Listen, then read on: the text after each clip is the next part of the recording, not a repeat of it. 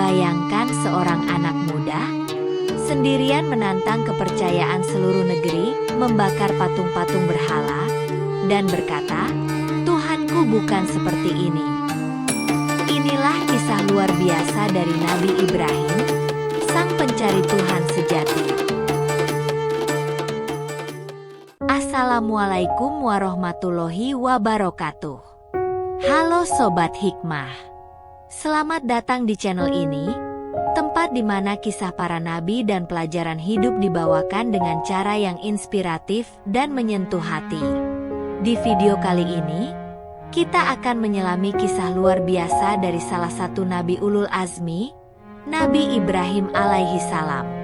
Siapkan hati kalian, karena kisah ini bukan hanya sejarah, tapi perjalanan spiritual yang bisa mengubah cara kita melihat hidup. Di sebuah negeri kuno bernama Ur, yang terletak di Mesopotamia, kini dikenal sebagai Irak, lahirlah seorang anak dari keluarga pembuat berhala. Namanya Ibrahim. Sejak kecil, ia tumbuh di lingkungan masyarakat yang sangat taat kepada kepercayaan nenek moyang. Menyembah patung-patung dari batu dan kayu, meyakini bahwa dewa-dewa buatan manusia bisa mendatangkan hujan, rezeki, bahkan keselamatan. Namun, Ibrahim berbeda.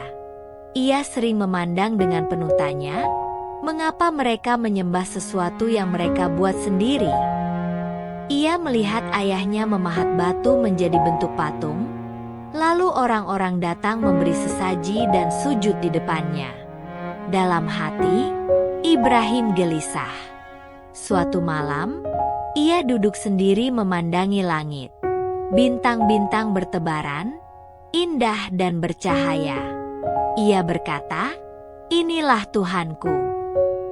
Tapi saat bintang itu tenggelam, ia pun berkata, "Aku tidak suka pada yang tenggelam."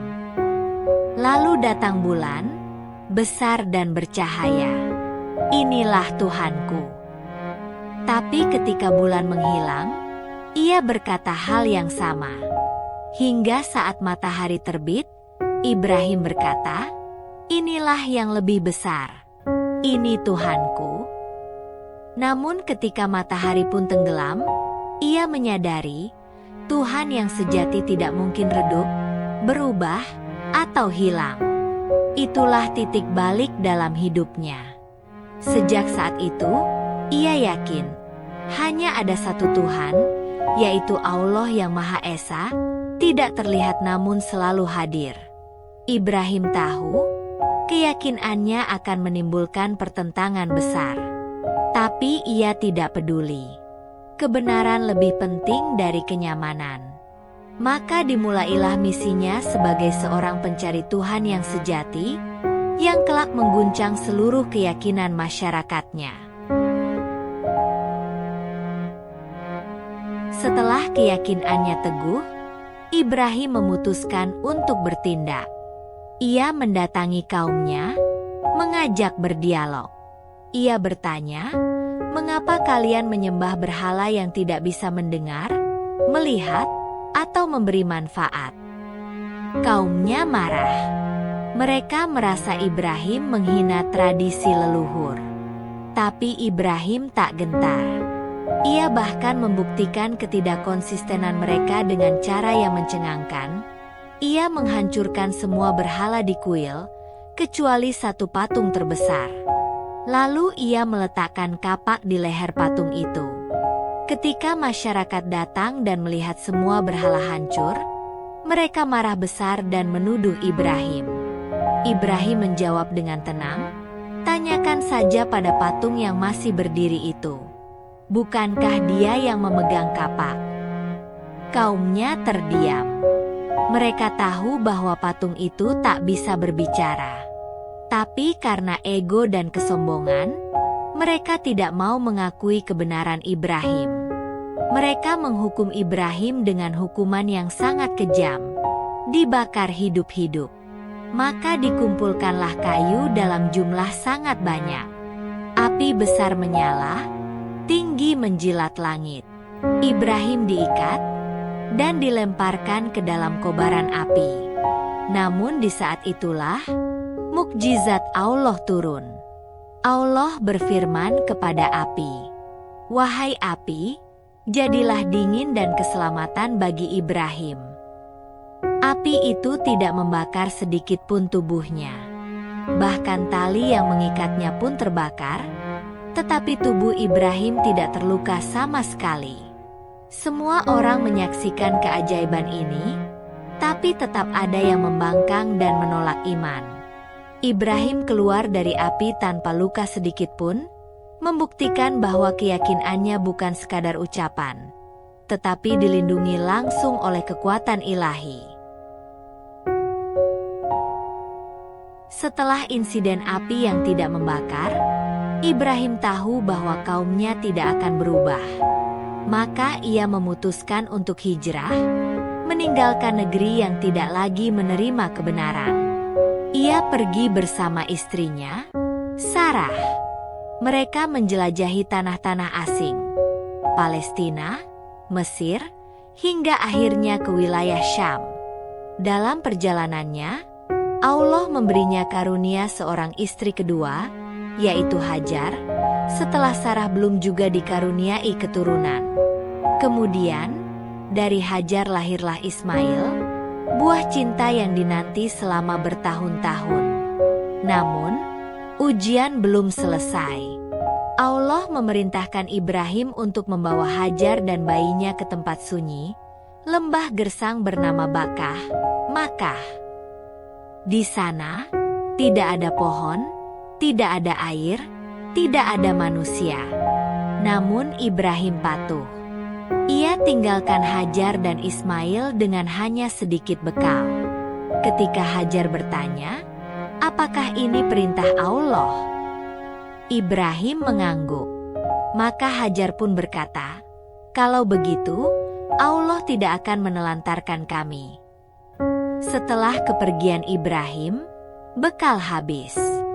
Hajar berlari dari Bukit Safa ke Marwah mencari air, bolak-balik 7 kali, hingga akhirnya muncul air dari bawah kaki Ismail dan dikenal dengan nama air Zam-Zam. Air itu terus mengalir hingga hari ini, menjadi bukti nyata bahwa pengorbanan dan iman Hajar tidak sia-sia. Dari lembah sunyi itu, akan lahir peradaban besar. Ibrahim tahu, Allah punya rencana yang lebih agung dari sekadar pengorbanan pribadi. Tahun demi tahun berlalu. Ismail tumbuh menjadi anak yang kuat, syalih, dan sangat patuh kepada ayahnya. Ibrahim pun sangat mencintainya. Dalam diri Ismail, ia melihat harapan, kebahagiaan, dan penerus perjuangan tauhid yang ia impikan. Namun, suatu malam, Ibrahim bermimpi. Dalam mimpinya, Allah memerintahkannya untuk menyembelih Ismail. Mimpi itu datang berkali-kali. Dan karena mimpi para nabi adalah wahyu, Ibrahim tahu ini bukan ilusi, melainkan ujian dari Sang Maha Pencipta. Bayangkan seorang ayah yang sangat mencintai anaknya, diminta oleh Allah sendiri untuk mengorbankan nyawa buah hatinya. Lalu datanglah hari itu. Ibrahim mendekati Ismail dan berkata dengan lembut, "Wahai anakku, sesungguhnya aku bermimpi bahwa aku menyembelihmu. Maka pikirkanlah, apa pendapatmu?" Dan jawaban Ismail sungguh mengejutkan dunia. "Wahai ayahku, lakukanlah apa yang diperintahkan. Insya Allah engkau akan mendapatiku termasuk orang-orang yang sabar." Tidak ada penolakan, tidak ada tangisan, hanya kepasrahan total kepada kehendak ilahi.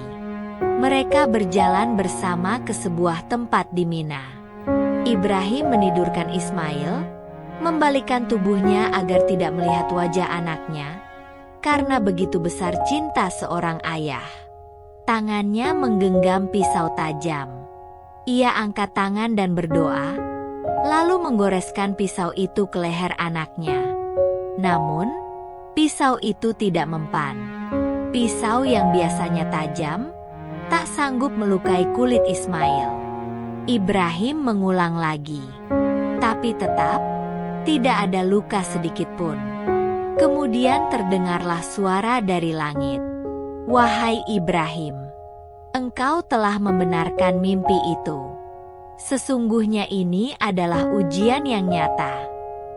Dan Allah mengganti Ismail dengan seekor domba sebagai kurban.